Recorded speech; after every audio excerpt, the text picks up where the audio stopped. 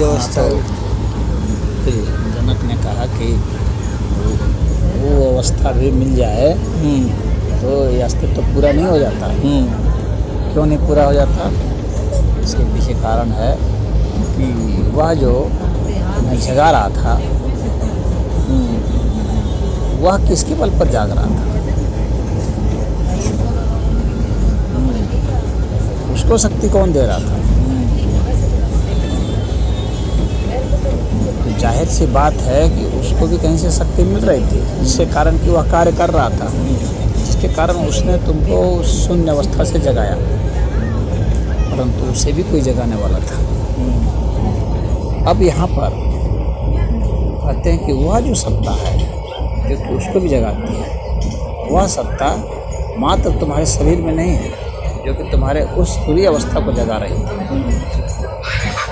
तुरीय अवस्था को वह सत्ता, अब उसका ये जो व्यष्टि तुम्हारा अस्तित्व है, तुम्हारा तक जो अस्तित्व है, इसे तुम जब इतना ही तक जब समझ रहे थे, यह इतना ही तक नहीं होकर के जो अन्य जो सत्ताएँ हैं बाहर, जो समग्र सत्ता है और अनंत सत्ता, वह उसको शक्ति देती है, जिसके कारण वह जो है प्राणित होकर के हमारे शून्य अवस्था से जगा के स्वप्न में ले गया, स्वप्न से जगा के फिर तुमको इसमें जागृत अवस्था में ले है। तो वह अवस्था थी जो कि उसको तुरीय अवस्था को शक्ति देती थी, वह परम अवस्था है। वही कौन सा? परम अवस्था है वह।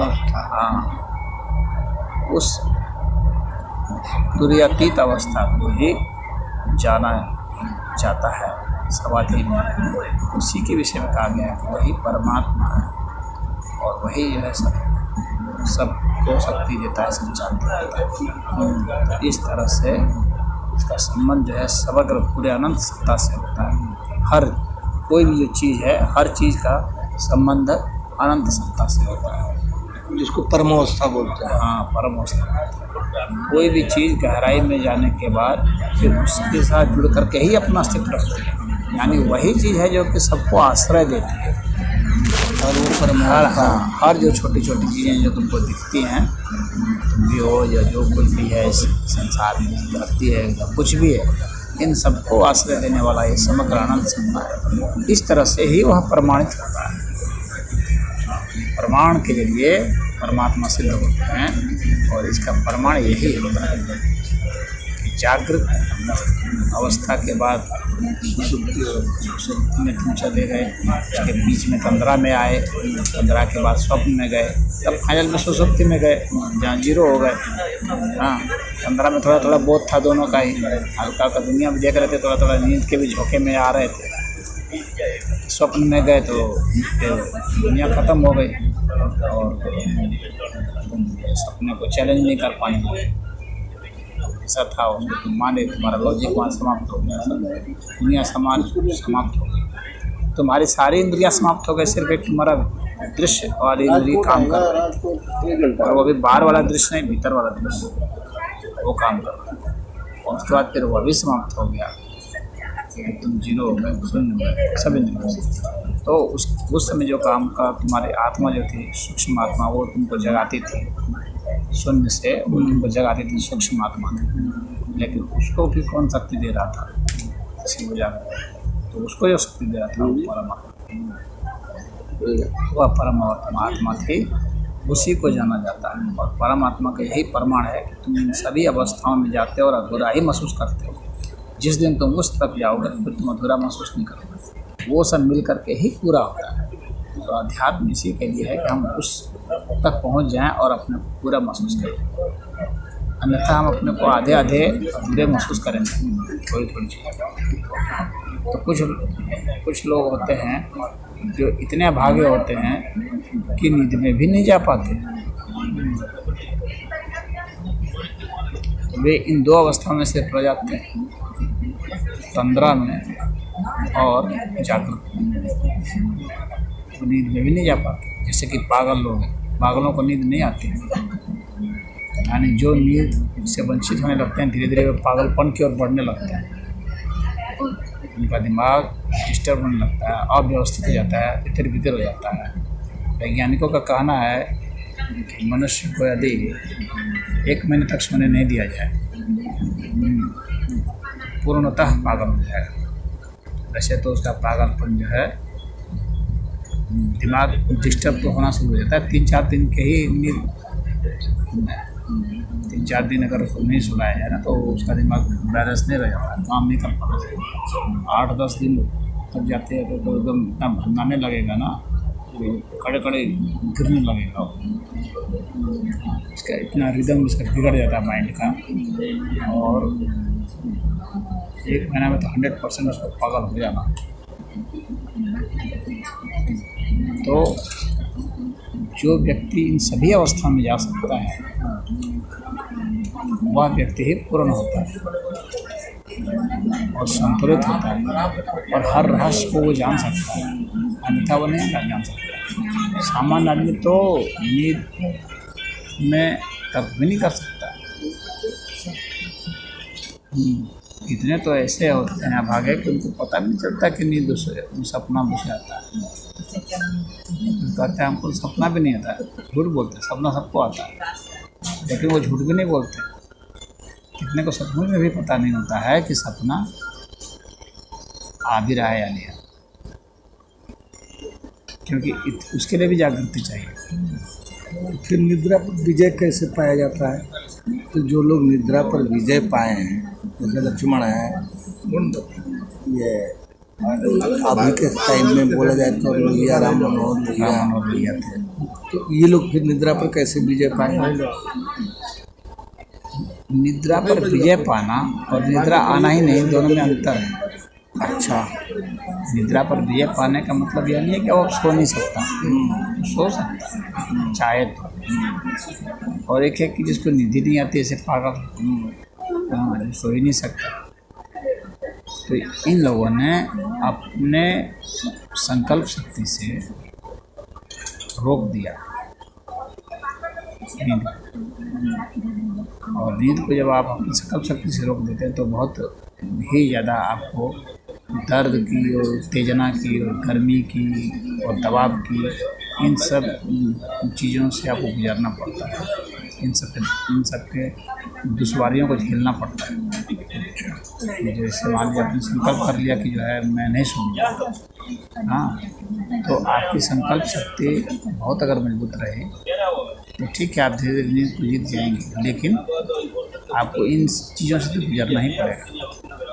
यानी बहुत बुखार हो जाएगा, दबाव महसूस होगा, जो माथा फटने लगेगा, दर्द महसूस होगा, तो ऐसा लगेगा कि देर रुक सकता है, ऐसा लगेगा कि अब मैं कुछ सोच समझ नहीं पाऊँगा। लेकिन इसके बाद भी संकल्प शक्ति मजबूत बनी रही तो ज़रूर है कि नींद से आप उबर जाएंगे और नींद से आगे चले जाएंगे। हाँ, लेकिन इसका मतलब यह नहीं कि आप नहीं सो सकते, फिर आप चाहेंगे क्योंकि आपके संकल्प शक्ति मजबूत।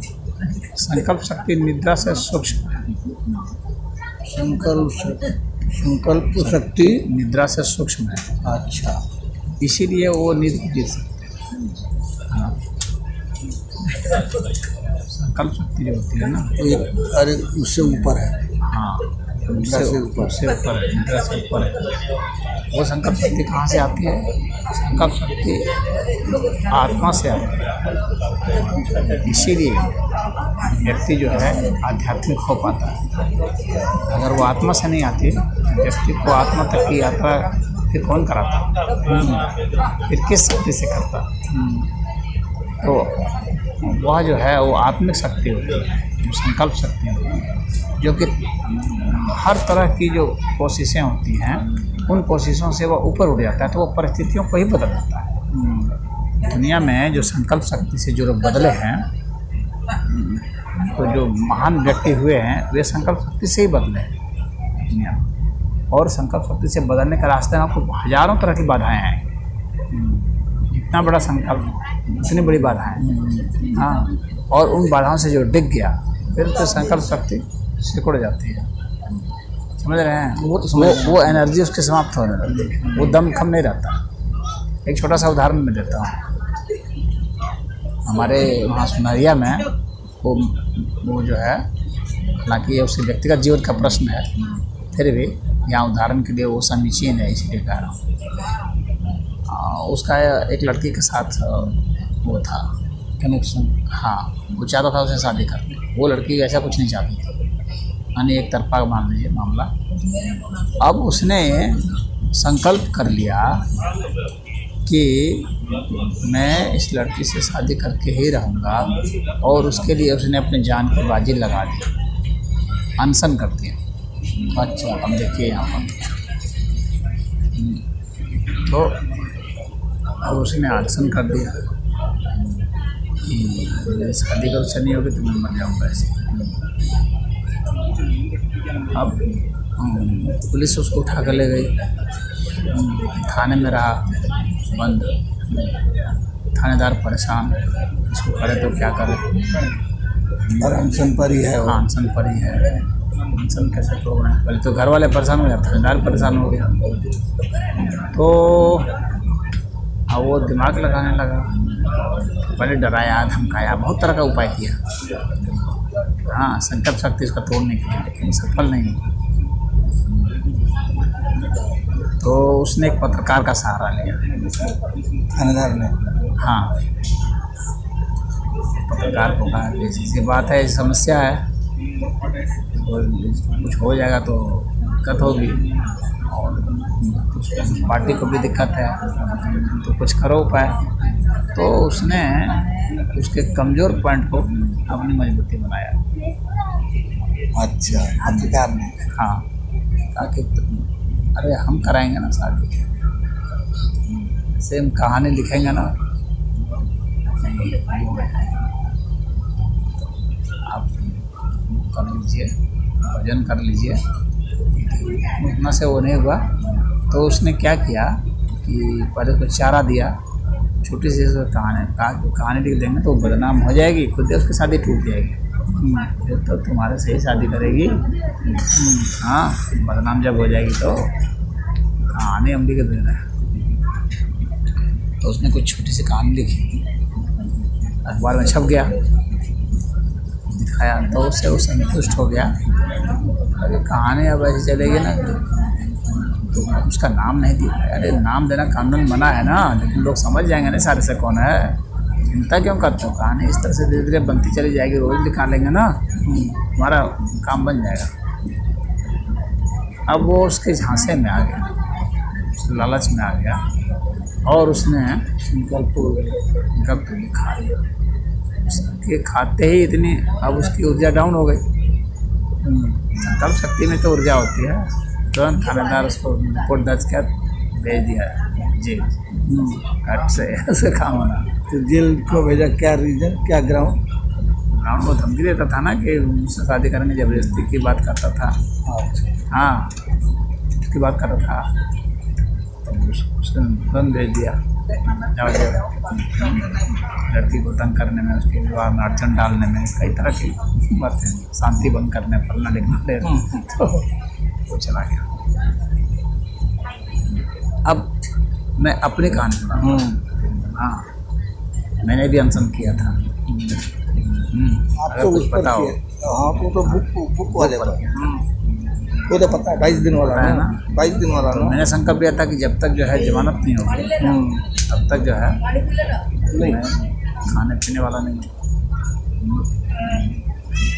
तो अब वे सब जज भी आए हमारे पास, DMS भी सब आए, कहे कि महाराज लड़ना तो खा पी करके लड़ो। मैंने कहा कुछ लड़ाई बिना खाए पी ज़्यादा अच्छी लड़ी जाती है। तो नहीं करो, ऐसे ठीक नहीं है। देखिए, मैं जज हूँ, कभी किसी मुजरिम के पास नहीं आता, कैसा भी बड़ा मुजरिम, आपके कारण आया, इतना तो आप सम्मान रखो। मुझे ही निर्णय भी देना है आपके फैसले का। मैंने कहा निर्णय तो आप कानून के हिसाब से देंगे, और आपको अपने निर्णय को हमारे इस उपवास से अनशन से आपको उसको टैग नहीं करना चाहिए। ये हमारा अपना व्यक्तिगत मामला है, इसे आप क्या ले लेंगे? आप अपना निर्णय, आप कानून में जो धारा है हमारे प्रभावी हैं, उस आधार पर जो हमारा जुर्म है उसके आधार पर ना आप कोशिश करेंगे, आप उस आधार तो हमारा पर्सनल मामला है। बाकी नहीं पर्सनल मामला नहीं है आपका, मैंने कहा है।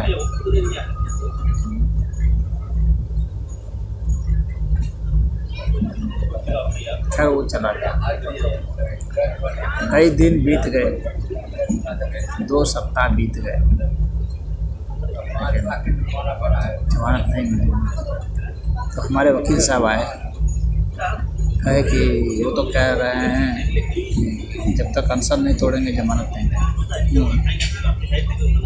मैंने कहा अनशन मेरा तब टूटेगा जब जमानत मिलेगी। अगर उनको नहीं देना है तो मत दें, हम हाई कोर्ट जाएंगे, सुप्रीम कोर्ट जाएंगे, लेकिन अनशन टूटेगा तब जब जमानत, पहले नहीं। क्या करते हो? बोले अरे बड़ा जिद्दी आदमी है भाई।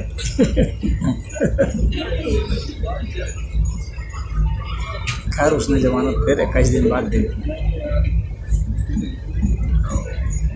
और 2 दिन पहले थाने में रहा था, यानी कुल 23 दिन अनशन में रहा।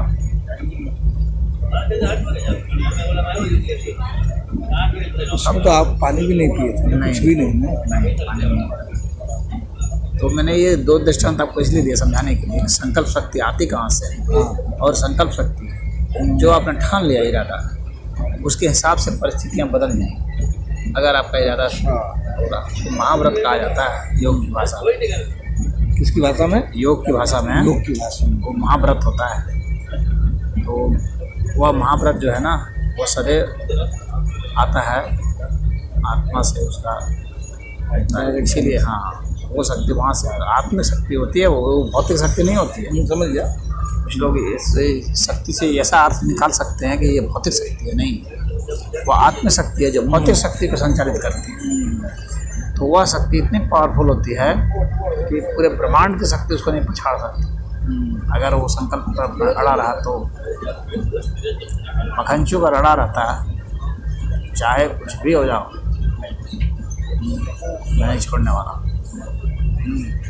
हो सकता है परिस्थितियाँ बदल जाती, बिल्कुल जैसे आपके केस में बदला, या फिर मर ही जाता। हाँ, मर भी सकता था। जैसे जतिन दास थे, जतिन दास का भी उदाहरण इसमें आता है। जतिन दास ने अनशन किया, 64 दिन तक अनशन किया, और अंत में मर गए अनशन में। तो लेकिन ऐसा नहीं है कि उसका असर नहीं आया, असर आया, ठीक है, मृत्यु के बाद आया, लेकिन असर आ गया। इफेक्ट जो है उसका तो आना ही आना था। संकल्प शक्ति हारे नहीं। जतिन दास के मरने पर जेल की जो नियमावली थी, जिसमें भोजन वगैरह सही नहीं देते थे, उसके लिए उन्होंने अनशन किया था। हाँ, इसको सुधारा जाए, जब तक नहीं सुधारा जाएगा मैं अनशन नहीं छोड़ूंगा। और वे मर गए, सुधार हुआ बाद में, हुआ मरने के बाद हुआ। तो आत्मिक शक्ति को जन्म और मृत्यु से कोई मतलब नहीं होता। हाँ, उसको वो तो काम करा के ही जमा। हाँ, तो वो तो मृत्यु हुआ, वो तो शरीर छोड़ा, लेकिन आत्मिक शक्ति तो अपनी जगह पर है, काम कर रही है ना, वो शरीर के धर्म है ही नहीं। तो वहाँ पर उसने अपना वो काम किया। तो यह जो संकल्प शक्ति है, इसके आधार पर कि कोई घटना घटी, उसको जगाया गया है, उस शक्ति को जो है आप प्रयोग करके उस शक्ति के लिए ही आप आध्यात्म में प्रवेश करेंगे, और वहाँ से आप परमात्मा में रखेंगे। तो आपकी संकल्प शक्ति ही कराती है। और संकल्प शक्ति जो होती है, ये भौतिक शक्ति से ऊपर उठी होती है, और यही जो है अध्यात्म में आपको साधना कराती है, ये कराती है। साधना से लोग क्यों डिग जाते हैं? क्योंकि संकल्प शक्ति कमजोर होती है, और कोई बात नहीं है। आत्मिक शक्ति जो है वो आत्मिक शक्ति है, वह कमज़ोर पड़ती है तो आदमी डिग जाता है। डिग जाता है मतलब कि कमज़ोर है उसका। अन्यथा अगर वो अडिग हो गया ना किसी भी एक संकल्प पर अडिग हो गया तो फिर वो घटना घटित होकर के ही रहती है और उससे कोई फर्क नहीं पड़ता है कि वो उसकी जिंदगी घटित हो जाए कि मरने के बाद, क्योंकि कर्म फल तो आपके हाथ में नहीं ना है, वो तो ईश्वर के हाथ में है कर्म फल। तो आपने कर्म तो किया हाँ, फल तो वो तो जब उसको देना होगा, जब उसके क्या आपके पीछे के कर्म बंधन भी तो होते हैं, कर्म संस्कार होते हैं, उन सबको भी तो काटना होता है। वो भी तो रुकावटें हो जाती हैं, तो वे भी कुछ दूर तक खींचती हैं। हो सकता है कि 1 जन्म लग जाए, 2 जन्म लग जाए, 3 जन्म लग जाए, लेकिन वो संकल्प शक्ति जो है ना अपना प्रभाव गिरा करके उसको कर देती है। तो कोई अगर संकल्प शक्ति रखे, दृढ़ रखे। अब मैं इस पर एक छोटा सा उदाहरण देता हूँ इनका। रामकृष्ण परमहंस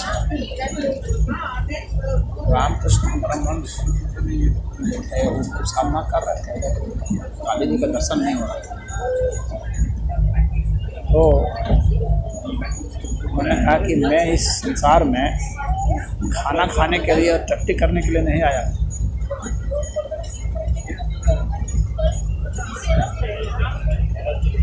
मैं खाना खाने के लिए टट्टी करने के लिए संसार में नहीं आया। मुझे दर्शन चाहिए और आज चाहिए और अभी चाहिए। अन्यथा काली जी को तलवार उठा लिया, या तो अभी दर्शन दो या तो फिर मेरा गर्दन में खा करके टट्टी करके जी नहीं रहूँगा। मुझे दर्शन के साथ जीवित रहना है, तो नहीं तो ये जन्म में ख़त्म करूँगा और यही मैं ज़िंदगी ख़त्म करूँगा, और यही नहीं जितनी बार जन्मूँगा हर बार ख़त्म कर दूँगा। हाँ, ये नहीं कि खाली सी बार ख़त्म करूँगा, हर बार ख़त्म करूँगा। मुझे दर्शन चाहिए, अगर जिंदा रखना है तो माता पुत्र को काली दर्शन हुआ। संकल्प शक्ति से भगवान बुद्ध का उदाहरण। भगवान बुद्ध को निर्वाण नहीं हो रहा था, ज्ञान नहीं हो रहा था, बहुत उपवास की, बहुत हड्डी निकलती, नहीं टट्टी अपना ही पेशाब खाते पीते थे। हाँ, अंत में वो सब भी छोड़ दिए। या तो ज्ञान होगा या तो सब। अज्ञानी होकर के मैं जीऊँगा नहीं। अज्ञानी होकर के जीने से अच्छा है मुझे मर जाना। मुझे मृत्यु पसंद है, अज्ञानता पसंद है। सत्य की खोज में बैठे थे। हाँ, वो तो कहे कि मुझे मृत्यु पसंद है, अज्ञानता पसंद नहीं है। ज्ञानियों को नहीं। जिन चीज़ों के उत्तर के लिए साधना किए या तो पूरी होगी या तो मेरी उसी संकल्प के साथ बैठे उसी रात्रि को ही समझ वह आत्मिक शक्ति होती है। जो साधक असफल होते हैं होंगे, धीरे धीरे होगा। ये धीरे धीरे क्या है, ये संकल्प शक्ति का कमजोर होना है। कमजोर संकल्प शक्ति की ही एक अलग भाषा है। समझ रहे हैं? कहते हैं ना कि धीरे धीरे होगा। चलो आप देखिए थोड़ी छूटेगा। पहले के छोटे छोटे सब खत्म होंगे। अरे हमको बहुत जिम्मेवारी है, ये है वो है, व्यापार है, नौकरी है, बीवी है, बच्चे, ये सब घर क्या है? ये सब कमजोर संकल्प और कुछ नहीं है। इसको बोलते हैं विल पावर। हाँ, तो कमजोर जब आदमी सोच लेना यही तो यही होगा, चाहे दुनिया के बीवी बच्चे क्या हैं, पूरी पृथ्वी नष्ट हो जाए, पूरा ब्रह्मांड नष्ट हो जाए, हमको उससे कोई फर्क नहीं पड़ने वाला, रत्ती भर नहीं।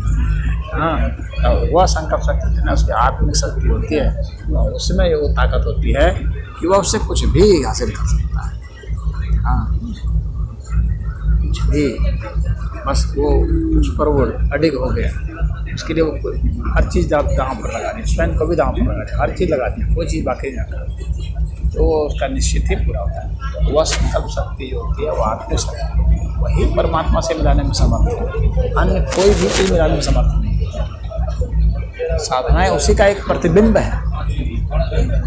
साधना उसी संकल्प शक्ति से ही होती है, और वह तो एक मेथड होता है, लेकिन उस मेथड को करने के पीछे जो ताकत आती है वो वहीं से आती है। तो इसलिए आत्मिक शक्ति ही सबसे महत्वपूर्ण है, तो संकल्प शक्ति के नाम पे।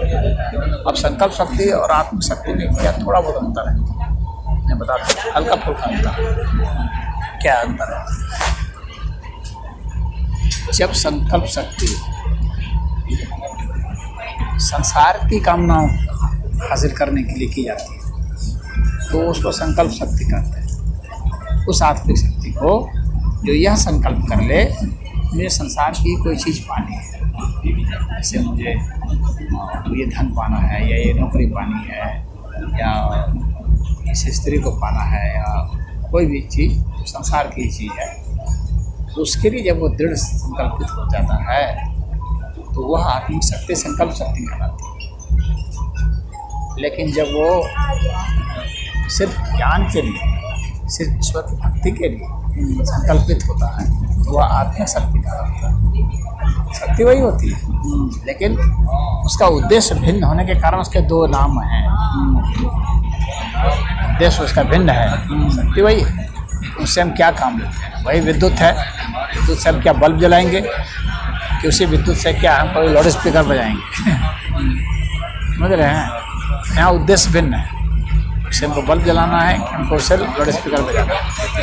तो आत्मिक शक्ति वही है, आत्मिक शक्ति से ही हम संसार की कोई चीज़ पाते हैं। हमको ये गलतफहमी होती है कि हम जो है अपने शारीरिक बल से पाते हैं, नहीं, ये एक झूठा वहम होता है। अधिकतर लोगों को जो फिजिक्स के जानकार हैं उनको ये वहम होता है कि नहीं हम इस ऊर्जा से पाते हैं, लेकिन वह ऊर्जा किसके द्वारा प्राणमय है, वह ऊर्जा किसके द्वारा चालित है? प्रकाश गति कर रहा है, बहुत है, 3,86,000 प्रति सेकंड नहीं 1,86,000 सेकंड से गति कर रहा है, ठीक है, गति कर रहा है, लेकिन उसको कौन गति दे रहा है? वो कहाँ से ऊर्जा पा रहा है उसको चलने के लिए? प्रश्न उठता है ना। विद्युत चल रहा है, ठीक है, विद्युत चल रहा है, गति कर रहा है, लेकिन वो कहाँ से ताकत पा रहा है चलने के लिए? वह जो शक्ति है, यानी शक्ति की जो शक्ति है उसी को चेतना कहते हैं। शक्ति की शक्ति चेतना, उसकी खोज अभी वैज्ञानिक नहीं कर पाए। वो नहीं खोज पाए कि इसको कौन आखिर ताकत दे रहा है। असली वैज्ञानिक तो ये शरीर है। आप देखिए इस शरीर की जो भी चीज़ें चलती है, जो सांस चल रही है, खाना पच रहा है, पेशाब आ रहा है, लेट्रिन आ रहा है, नाक से सांस ले रहे हैं, ये दिमाग चल रहा है, ये कितना बड़ा साइंस है, कितना बड़ा साइंस। इसको अगर गौर से सोचे आदमी तो कितनी बड़ी साइंस है, ये साइंस है। थोड़ी सी जो है थोड़ी सी ऑयली खा लिए तो वो पेट को जो है एसिडिटी करती है, तो वो वार्निंग दे रहा है ना, वो दे रहा है, उसको रिजेक्ट कर रहा है कि ये तुम्हारे लिए हितकारी नहीं है, तुमने इसको फालतू डाल दिया, चलो निकालो इसको। हाँ, कितना बड़ा वो वैज्ञानिक था जिसने 2 आँख सोचा कि 2 आँख इसको दो, इंसान को 2 आँख होना चाहिए, 2 नाक कर होना चाहिए, कान का 2 होना चाहिए। ये सब साइंस, ये कितना बड़ा साइंस है एक खराब अगर ये हो गया तो एक से आदमी जिंदा रहेगा, आँख एक गई तो एक से रहेगा, दोनों नाक खराब होगा, मुँह से सांस लेगा, तो मतलब कितने बड़े साइंस है। और इसमें जो नलियाँ हैं, ब्रांचेज है, जो अभी बात थोड़ी देर पहले ब्रांचेज सारे बताए थे, उसमें कैसे गजब की वो है टेक्नोलॉजी, बहुत बड़ी टेक्नोलॉजी। फिर हवा दिया आपको, उसके बगैर जो वो नजूमत बनाने का आदमी को भेजने से फ़ायदा क्या हुआ? उसका यूज़ करना, वो समस्त अस्तित्व से उसको जोड़ता है। सूर्य बाहर के अस्तित्व से उसको जोड़ रहा है। वो उसको समझना चाहिए कि मेरा इससे तार है जुड़ा हुआ। हाँ, सांस ले लिया, सूर्य कर प्रकाश दिया, बाहर की गर्मी आ रही है, हाँ, तो ताप से जुड़े हुए, बाहर का प्रेशर आ रहा है, प्रेशर से जुड़े हुए। इसमें बड़े बड़े साइंस लोग पैदा हुए, कोई इसको बीट कर सकता है? भाई आप देखिए, इससे आप इसको जो है आप समझ सकते हैं। अंडरस्टैंडिंग करने के बाद आप कुछ नकल कीजिए, वो बात अलग है। वो अलग हो गई लेकिन लेकिन आप अंडरस्टैंडिंग करके इसी की नकल उतारेंगे। हाँ अगर आप रोबोट बना रहे हैं तो आप इसी की नकल नकल उतारेंगे कर ना रहे कि हैं। भाई आप इसको समझे, हाँ। इसका कैसे मैकेनिज्म काम कर रहा है, फिर आप उसके हिसाब से उसको बनाते हैं। और वो भी जो आप बना रहे हैं 50% भी मानव शरीर के तक आप नहीं पहुंच पा रहे हैं, उसमें साइंस आपकी जो है 50% भी नहीं पहुंच पा वो रहे आप बना रहे हैं तो इसी से सीखे है ना, आप हाँ। अपने शरीर से सीखे तो हैं, कॉपी किए हैं आप ना। अपने दिमाग से तो सीखे, वो दिमाग तो उसी का है जिससे आपने बनाया, वो आपका दिमाग तो वही करना है, ईश्वरी है ना।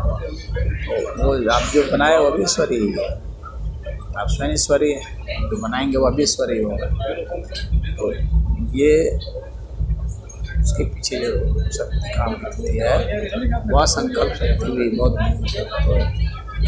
जो कहीं भी दुनिया में, एक क्षेत्र की बात नहीं कर रहा हूँ, किसी भी क्षेत्र में कोई असफल है देखेंगे कहीं ना कहीं कुछ ना कुछ ऐसा रहा है जहाँ पर कि उसकी संकल्प शक्ति बीट हो गई, कहीं ना कहीं कमज़ोर वो पड़ गया, तभी वो ऐसा कमज़ोर नहीं पड़ेगा ना तो अपन लक्ष्य से थोड़ा भी नहीं ढीला, कितनी भी परिस्थिति विपरीत हो जाए, किसी से ब्लैकमेल नहीं हुआ, चाहे फिजिकली, चाहे इकोनॉमिकली, चाहे इमोशनली, चाहे कोई चीज़ से, तो लक्ष्य को निश्चित हासिल करें, क्या वो जैसा भी लक्ष्य रहा हो, वो आत्मिक शक्ति से आता है। तो वह संकल्प शक्ति जो हमें भौतिक उपलब्धि कराती है, क्योंकि हमारी भौतिक इच्छाएँ थी, वो संकल्प शक्ति कहलाती है। नहीं तो अगर आध्यात्मिक इच्छा है कि नहीं सब आध्यात्मिक इच्छा है, सत्य बोलने की शक्ति, भक्ति की शक्ति, सब आध्यात्मिक इच्छा है, तो ये सब है आत्मिक शक्ति कहलाती है। ये व्यक्ति को बहुत मिल जाते हैं और यहाँ से जो है निर्वाण, ऐसे को ही निर्वाण होता है। अच्छा, ऐसे कोई कई जन्म लगते हैं, तो एक दिन का मामला नहीं होता है, क्योंकि वहाँ तक जाने के लिए, सोचने के लिए, उसी को जानने के लिए भी कई दिन कितना आसान नहीं है जानना, लगातार आपको शोध करना है। बिल्कुल बिल्कुल, या कोई शोध किया हुआ व्यक्ति मंदिर में आप जाएंगे, मंदिर में भगवान सामने हाथ जोड़ करके खड़े हैं, भगवान आपको जवाब नहीं देंगे, जवाब तो कोई जीता जाता इंसान ही तो देगा। जा करके हाथ जोड़ कर कितना देर तक खड़े रहेंगे, मुझसे नहीं बोलेगा तो इंसान ही बोलेगा।